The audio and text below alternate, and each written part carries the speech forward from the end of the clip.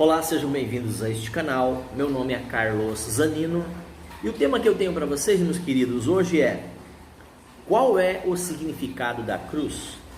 Qual é o significado da cruz? A cruz, o que significa para nós? O que significa para o mundo? O que significa para o cristão? Se você não é inscrito neste canal, já inscreva.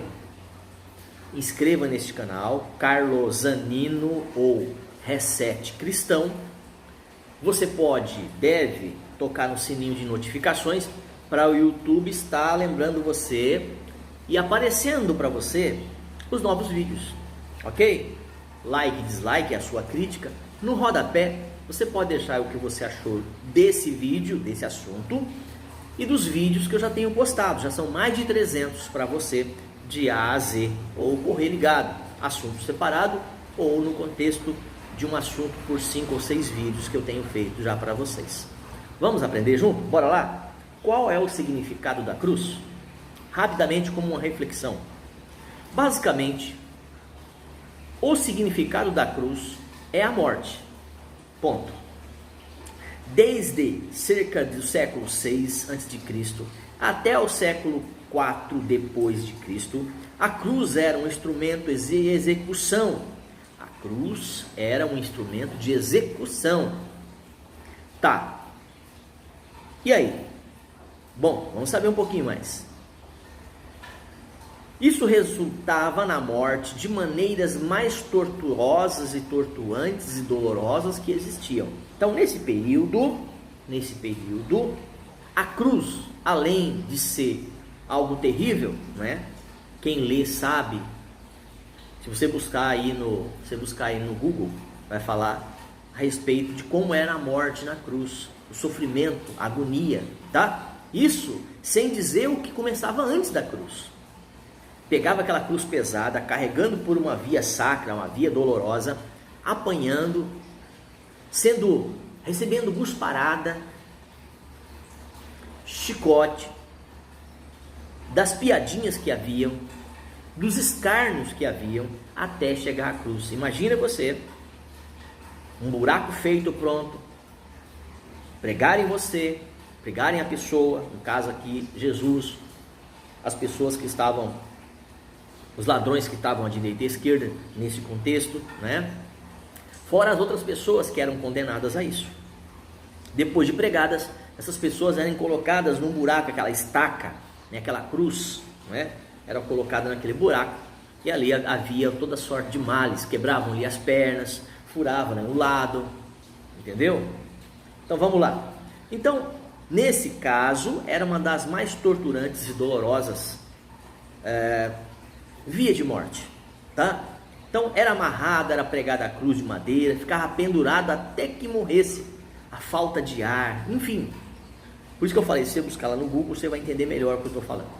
No entanto, por causa de Cristo, sua cruz, em morte de cruz, e o significado dela hoje é completamente diferente do que era o objetivo inicial, tá? No cristianismo e para o cristianismo, a cruz é a interjeição ou a intercessão ou o modus operandi do amor de Deus e sua justiça de Jesus Cristo, o Cordeiro de Deus, para tirar o pecado do mundo. Havia necessidade no Velho Testamento de que se matasse um cordeirinho, uma rolinha, um pombinho.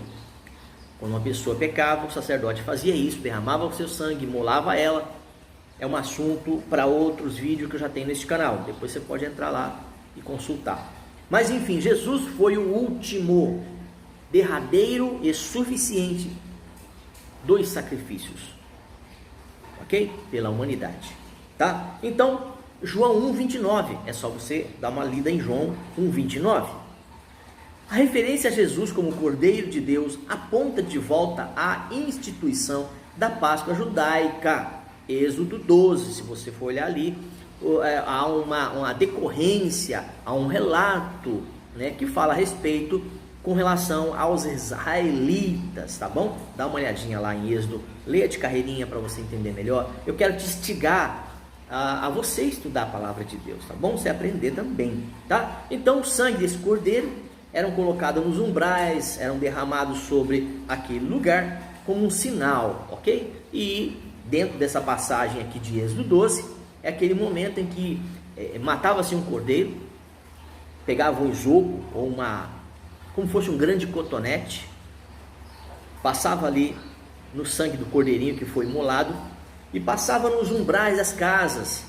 E aí o anjo da morte passava por ali e não deixava mortos naquela casa. Então, isso com relação ao passado, tá certo? Então, o que aconteceu hoje? O que acontece agora? O sangue era uma segurança. Quando Jesus veio, João, para ser batizado, João o reconheceu e gritou: eis o Cordeiro de Deus que tira o pecado do mundo.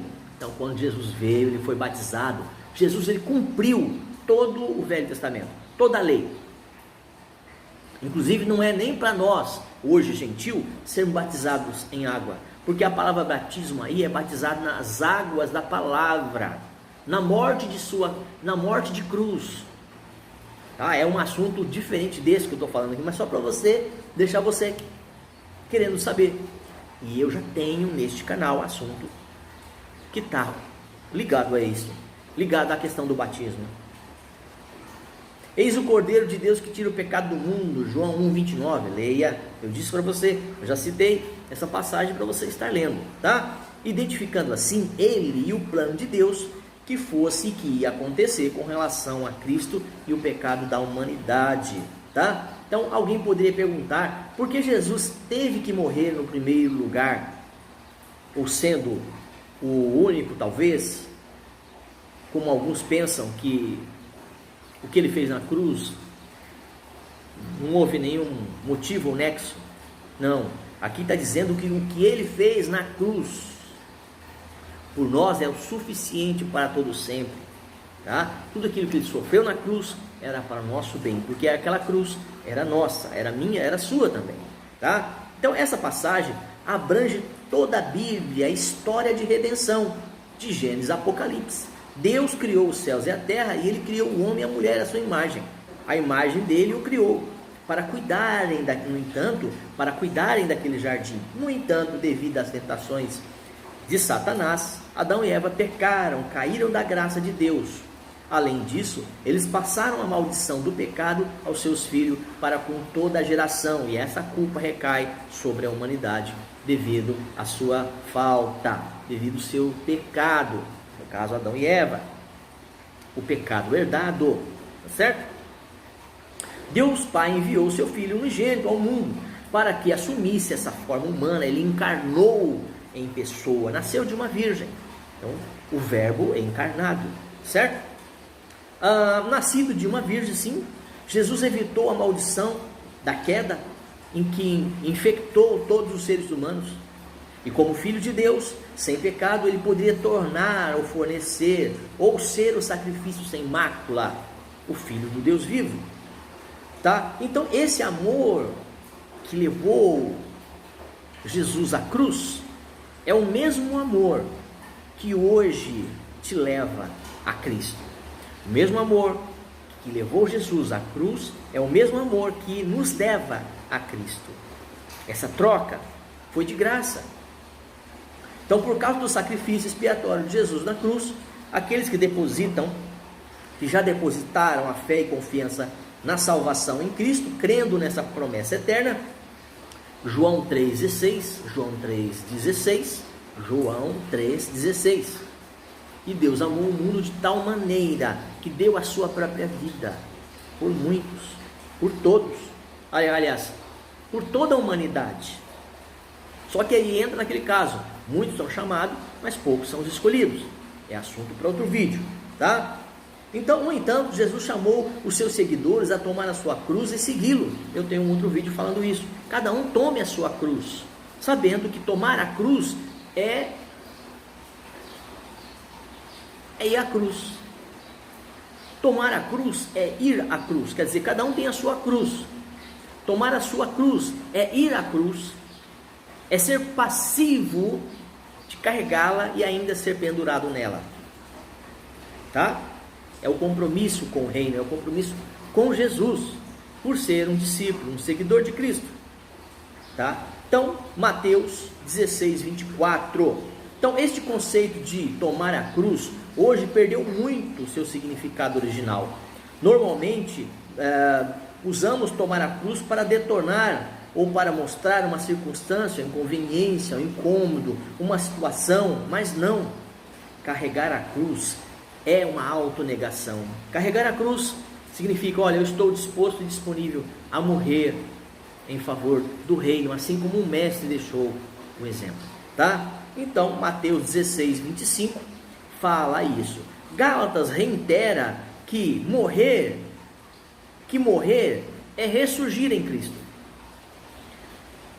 Para andar em novidade de vida através de Cristo, é necessário que você, sejamos crucificados, nossos pecados, nossos erros, essas falhas, aquela condenação que havia sobre nós.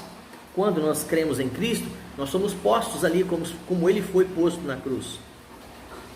Logicamente que não com aquela situação ao qual Ele viveu, mas pela fé hoje, nós também somos crucificados com Cristo.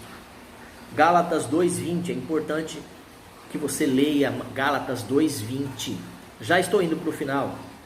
Há lugares no mundo onde os cristãos são perseguidos e até mesmo ao ponto de serem mortos pela fé. Eles sabem que a cruz significa o final de todas as coisas aqui debaixo desse sol. Mas a morte não é o fim para aqueles que estão em Cristo. Para os que estão em Cristo, é passar dessa para melhor. É ter a salvação garantida. Todos aqueles que amam a sua vinda. Todos aqueles que amam o reino de Deus. Finalmente, mesmo que nunca sejamos chamados a dar o último sacrifício, mesmo que não sejamos ou que não venhamos a ser sacrificados como Cristo em uma cruz, ou qualquer um outro tipo, tá? Devemos ter a consciência de estarmos disponíveis para fazê-lo por amor, para aqueles ao qual o fizerem. Porque a Bíblia diz, aquele que quiser ganhar a sua vida, perdê-la. Mas aquele que perder a sua vida por amor a mim, por amor ao reino, esse a salvará, porque eu darei a vida eterna no último dia. Vocês entenderam? Fiz-me entender? É possível que, mesmo sendo resumido em poucas palavras, com uma reflexão, você consegue entender? Você está disposto e disponível? Você sabe, você tem noção do significado da cruz? Qual é o significado da cruz para você? Tá bom, meu querido e minha querida? Então essa é a palavra que eu tinha e que tenho por enquanto. Estarei fazendo outros vídeos. Se você quiser e você desejar um pouco mais sobre esse assunto, é só deixar nos comentários. Deus abençoe a sua casa, a sua vida e tudo que você estiver fazendo. Shalom, Shalom Adonai.